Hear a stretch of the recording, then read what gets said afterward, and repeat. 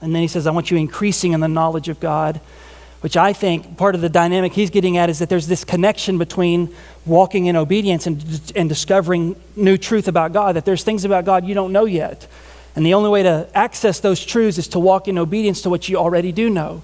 There's a connection between knowing and doing. So out of the life that is walking in obedience to God's will comes a greater understanding of who God is. You want to know more about what God can do in your finances?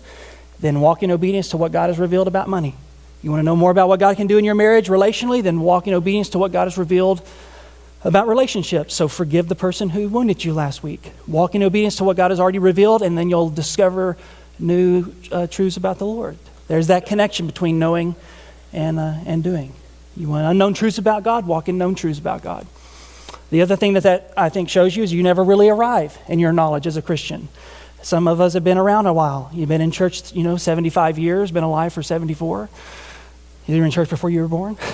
And you think I know everything there is to know about Christianity. I don't need to pay attention to Sunday school anymore. I could preach to the preacher. I'm so good.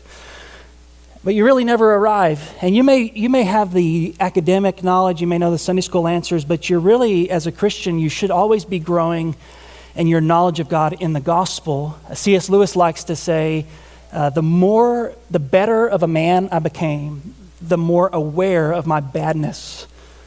I became more and more aware of my badness. The more and more I became holy, the more and more aware I became of my badness. So you're always learning more and more about God's grace, about how merciful He is, about how sinful you are. And in doing that, you're discovering new truths about God. You're always growing in your knowledge.